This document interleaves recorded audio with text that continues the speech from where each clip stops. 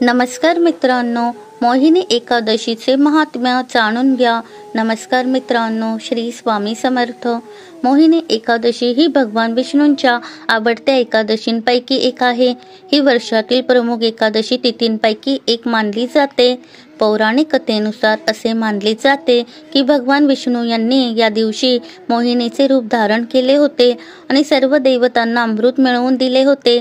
त्यामुळे या एकादशीला मोहिनी एकादशी म्हणून ओळखले जाते।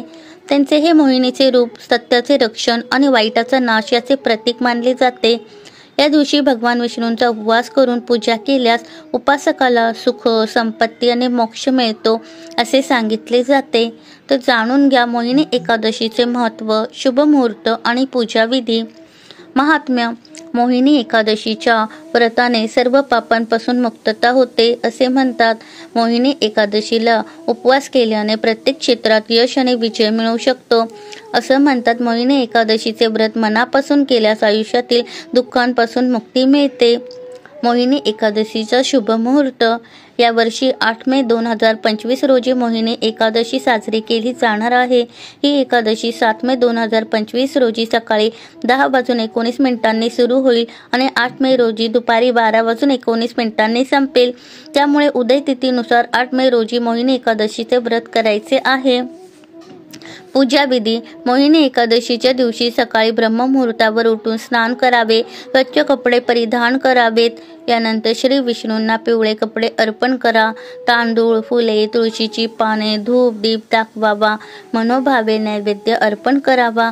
तुम्ही उपवास करणार असाल तर मोहिनी एकादशीची कथा ऐकावी किंवा वाचावी। या दिवशी रात्री जागणे शुभ असते। तुम्ही भगवान विष्णूंचे स्मरण रात्रभर करू शकता।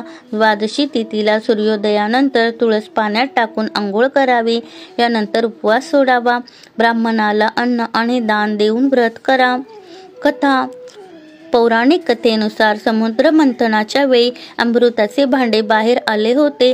अशा परिस्थितीत अमृताचे भांडे मिळवण्यासाठी देव आणि राक्षसांमध्ये गोंधळ निर्माण झाला होता।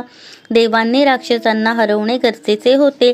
अशा परिस्थितीत सर्व देव श्री विष्णूंकडे गेले आणि त्यांना समस्येवर तोडगा काढण्याची विनंती केली।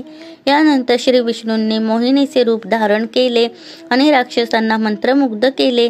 अशा पद्धतीने सर्व देवांनी अमृत प्यायले आणि ते अमर झाले। अशा प्रकारे ही कथा सांगितली जाते। आपल्या सर्वांवरती लक्ष्मी नारायणांची, स्वामी समर्थांची कृपादृष्टी सदैव राहो। व्हिडिओला लाईक, शेअर, सबस्क्राईब करायला विसरू नका। धन्यवाद। श्री स्वामी समर्थ। जय जय स्वामी समर्थ।